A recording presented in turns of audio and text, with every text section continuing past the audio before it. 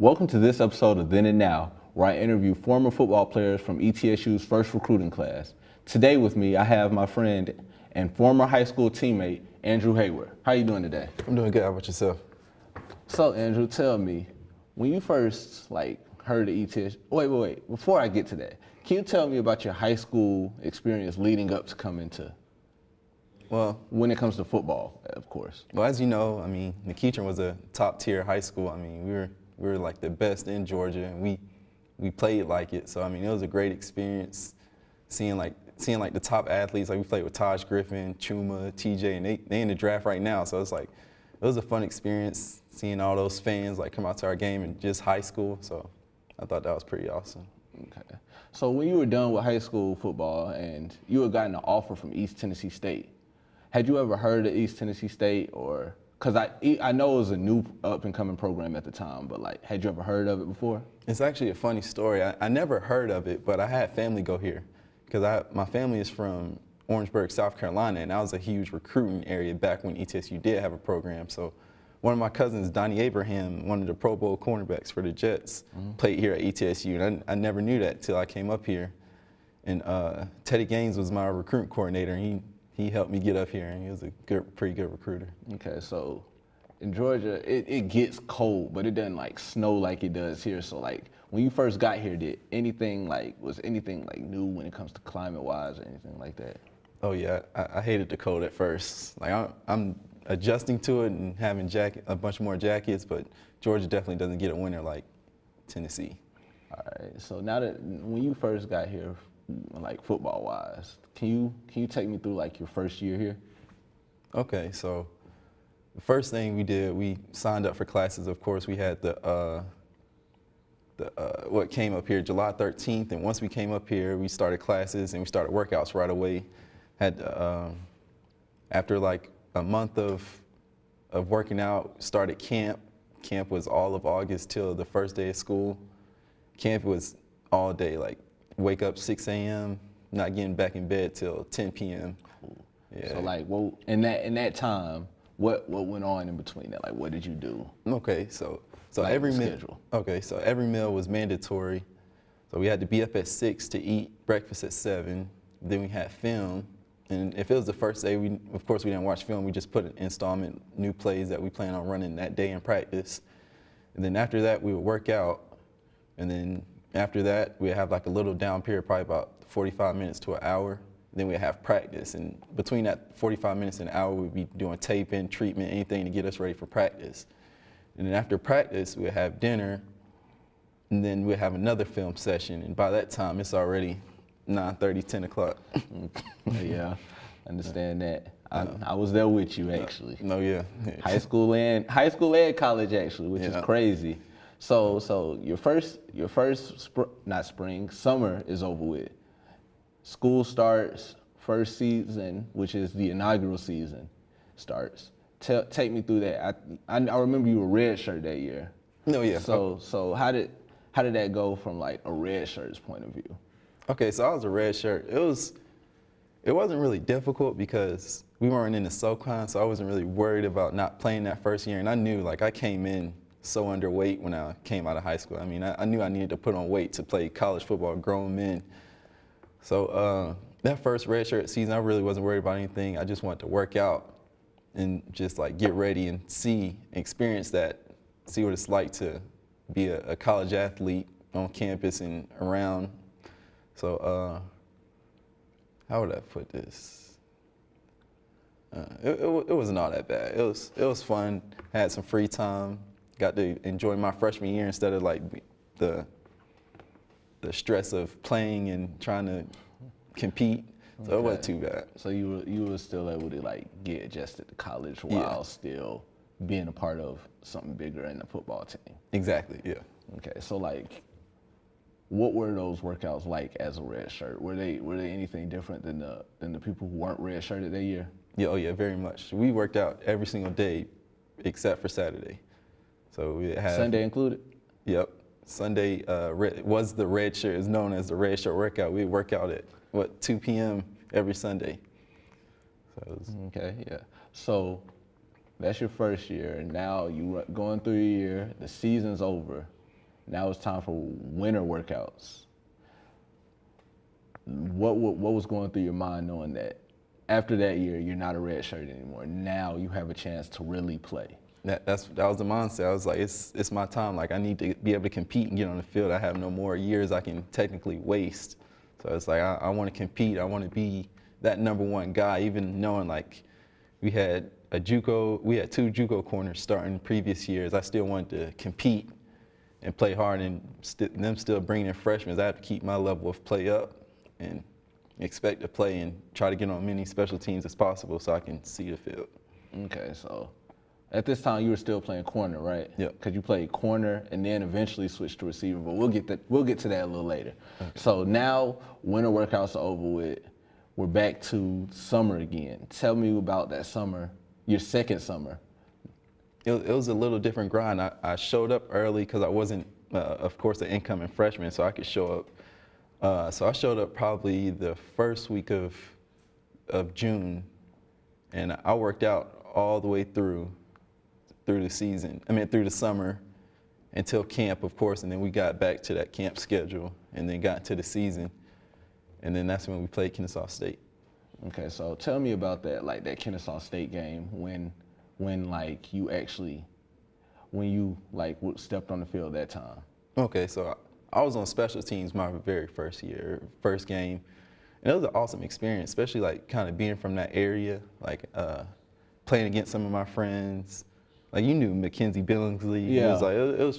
It was pretty cool, and some people I also like trained with around that area. So I thought it was a pretty cool experience, especially that we got the win. So I got to go home and talk trash to him a little bit. So I thought that was pretty cool. I remember that. Yeah. I didn't want them talking trash to me. I knew that.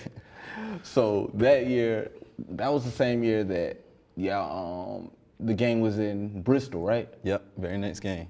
Explain that to me. Like I know that had to be crazy. Oh yeah, playing in a stadium that big, it was pretty awesome, and winning it and getting that trophy, it was just like it was an awesome experience. Like ETSU, we probably have the most trophies from rivalries and stuff like that. So I thought that was cool, not letting them talk trash on any type of social media or anything else. Oh yeah, couldn't let them do that. Mm-mm. So explain the rest of that year, how you felt everything went. I thought it went pretty well. Like we did a lot of things. That was the year that we kind of like shocked a lot of people. A lot of people weren't expecting us to beat Kennesaw State because they were ranked so high in the preseason polls, and then beat Western Carolina right back in the Bristol Motor Speedways. And then we had a little rough spell after that, and then finished almost knocking Sanford out the playoff run in the very last game of the season. So it was like a shock, and it left like a mark on our season that like next year we can actually do this. We can be better and play to this level and play in the SoCon. So I thought that was pretty cool. Okay, so the season after that, your junior year, which actually happened to be Coach Turbush's last year there, y'all didn't know that during the season, but like, how did that year go? And then transitioning to him leaving. So all of that, how did that go? Okay, so we didn't know he was leaving at first. We actually knew it was the end of his contract, but we thought he was going to get re-signed. We didn't know he was going to retire. And he actually was going to get re-signed. He told us, but he just said it was his time to join the Lake days. So he was done coaching. But that was actually my first year switching over to a receiver, and I'm glad he allowed me to do that because he really wanted me to play corner. So I was just like, my heart was at receiver, so I'm glad he allowed me to switch over. Actually, I actually did want to ask you something about that too, because that's also the year that the new stadium opened, and you did something pretty special in that stadium. What was that? Oh yeah, I was blessed enough to score the first touchdown, and that's probably one of my greatest memories at ETSU. Okay, by far. I understand that. So how the rest of that season, how do you think everything turned out? It turned out really good. I got the first touchdown. Then the next game we played JMU. They're like #1 in the FCS at this time. I had a few catches against them, so like I was really like becoming like a receiver. Like my transition was going perfect. Had a couple plays made against the Citadel, and then the season going on, we kept making plays, and it was another season where we kind of shocked a lot of people, only losing to the SoCon champions that year, Wofford, by 1 touchdown. And it just a horrible ending, but like it's also put something in our head, like we can compete, we can win this. And then eventually the next year we end up. Okay, so, yeah, so that's what I was going into next. So like that year, after that year, y'all didn't do as well as you hoped you would do. And then Coach Torbush retires, and the new coach, Coach Randy Sanders, comes in from Florida State. Explain that to me, how that season went, from the transitional period with coaches, and also like how you felt like at the end of the season winning the SoCon championship. Okay, so the transition was actually really good because, I mean, like, you could tell there was a different attitude on the team once we got a new coach, and we got a coach from Florida State. So it was just like he probably really knows what he's talking about. Like, Coach Torbush set a great foundation, recruited the right athletes, and set them stones. And then Randy Sanders came in and like actually like helped us like win it, and he showed us like a little more about football. Like, I learned the game. I feel like I could be a coach right now from how much I learned from him, and I thought that was pretty good. And you could tell athletes were like working a little bit harder because the previous season we didn't do as good as we wanted to do, but we still like we left a mark a little bit, and that helped us lead to win the next year. So the last thing I want to ask you for this section of the show is like, how does it feel going from like the record that you had your first year playing here at ETSU to now being a SoCon champion? Yeah, I mean, it feels great because it actually feels like we weren't working for no reason. You know, like, I mean, if we would have had the same season from that first year to now, it would have been a disappointment. We just brought the program back, and people kind of doubting us. If like we would have kept that same record, it would have like, yeah, we should have never brought this team back. So I'm pretty sure that feels great now that you're a SoCon championship. And you got the ring on. Oh yeah, got the ring on. But we'll talk more about like what's going on with you now in the next section of the show. So we'll be back with the next section of the show, what he plans to do now and after football. Thank you for tuning in to this section of Then and Now.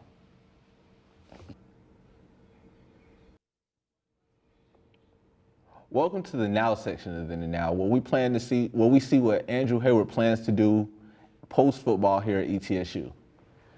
So Andrew, I jumped straight into it. Now that football is over here at ETSU, or well, I think it's over, what do you plan to do after this, or do you plan to stay in football in some way? Well, I would actually love to stay in football in some type of way. If it's coaching at my old high school or, you know, flag football, you know, I just plan. I love the game of football, and that's really what that was my passion. I've been playing it since the 3rd grade, you know, so I would love to stay in it. You know, even when I plan on having kids, I want to see them play the sport also. So if you do happen to coach, like you said, possibly coaching, is there a certain age group that you would want to coach with, and why would you like want to coach that age group? I would say probably 9th grade and up, because as you know, we've had a class or two together, and like learning how to like coach younger kids is a whole different experience than teaching kids that actually have the ability. And I actually want to teach kids that have the ability, and so I can just, you know, fine tune it and send them on their way. And I would like to have like a bunch of college kids, like kids getting into college, and you know, see them do great. And I think that'd be really cool. So that age group, does it have anything to do with them passing the ball more as well? Because yes. What position would you rather coach, like cornerback or receiver? Definitely receiver, because that's the position I played most of my life. So I feel like I could help. I feel like I could coach either one, but receiver is still just my passion, and I feel like I would enjoy it a lot more. How so? Like, is it because do you like know more receiver-wise than cornerback-wise? No, yeah, I know a lot more receiver-wise than cornerback-wise, and just teaching them concepts, teaching them footwork, different like steps to like really like help them out and change their game. You said you've been playing since 3rd grade, right? So how do you think this is gonna feel this being the first time since that time, since before third grade, that you are not constantly going to work out with your team or going on the field to practice with your team? Oh, it's different. Like, I mean, it really you really got to think about time management now, because we're waking up at 6 a.m. and then having class and then having practice. Is like I really have like a lot more free time not having none of that stuff. It's different. I miss it just a tad bit. I don't miss waking up at 6 a.m., but I miss being around the team and, you know, working out, just like grinding, blood, sweat, and tears, and having fun. Like, it was a very fun experience. Okay, you mentioned working out at 6 a.m. and this is something that happens with me, cause like when we were still waking up at 6 a.m. to workouts, but like even though it's over, do you still find yourself waking up like very early like that? Cause I know I do. Yeah, I can't sleep past a certain time anymore. Like, I wake up every single time at the same time. Doesn't fail. So are you gonna plan on keeping like the same kind of football workouts? Or are you gonna like do those or lighten them up some? Oh yeah, same type of workouts, just a different intensity. Like, I'm not gonna be squatting 400 pounds for fun. Like, you know, like I would like to stay fit, just like for my own health. Like, I don't want to get out of shape too bad, but I would definitely like to keep my same fit, but less intensity. All right, for these last few questions, I'm gonna actually go back to your ETSU football. We're gonna start off with what do you think your worst experience was on the field when it came on the field, or ETSU football wise? It was definitely probably my sophomore year, redshirt freshman year. So it was my first year of the year. I said I was mostly on special teams. I was backing up Darren Artis and T-Lot, the two JUCO cornerbacks I was talking about, and we're playing VMI. This is the first year. We're getting blown out. It was terrible. The field was real muddy, real wet. They have a grass field. It was terrible, and we're getting blown out so bad. They take out the starters. They put me in. My first play in, I'm at cornerback. We playing man, so I'm looking straight at the receiver. And next thing you know, like, I'm looking at the receiver, like, kind of run me off. I turn around, and the running back is split in the middle of the field, scoring a touchdown. And I was like, my first play, of course, that would be my first play in the game. So your first ever play on the college field was a touchdown? At cornerback. Oh, at cornerback. Was a touchdown. And I was like, I wish I could have just hawked him down. And if I would have seen him earlier, but he busted through so fast, and I couldn't reach him. All right, you kind of mentioned it earlier, so I kind of feel like I know what this is, but what is your best experience? Definitely scoring the first touchdown in the stadium, of course, because, I mean, the sound of the stadium when I caught the ball and scored that touchdown, it was unreal. It was pretty awesome. And the pictures I got from that night, I got a photo of the night when one of my friends, Ben, picked me up in the end zone. It was pretty cool. So on that play, was there like a certain time when you knew you were gonna score? Yes, because I'm gonna talk a little football. So they were in man, and I was at the slot position. So they put the Sam linebacker on me, and they didn't switch off. They didn't switch off with the corner and the linebacker. So the linebacker tried to keep up with me, and I'm running a wheel route all the way around the field. So I was just like, I know once I seen that they didn't switch off and that he went in with the corner went in with the inside route. I knew exactly I was going to score. And once I looked up, the ball was in the air, and I was like, yeah. I got a little nervous because it was raining before that game, but it dried up right before. And I just hope the ball's not wet. And it stuck to my gloves, and I was able to score. So last question I have for you. Do you have any closing remarks when it comes to ETSU football that you'd like to say for people to hear?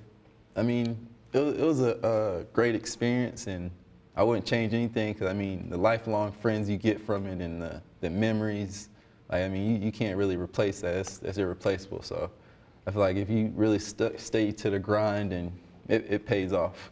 Okay. Thank you for tuning in to this episode of Then and Now. I've had a great experience interviewing these football players. Hope to do it again. See you next time.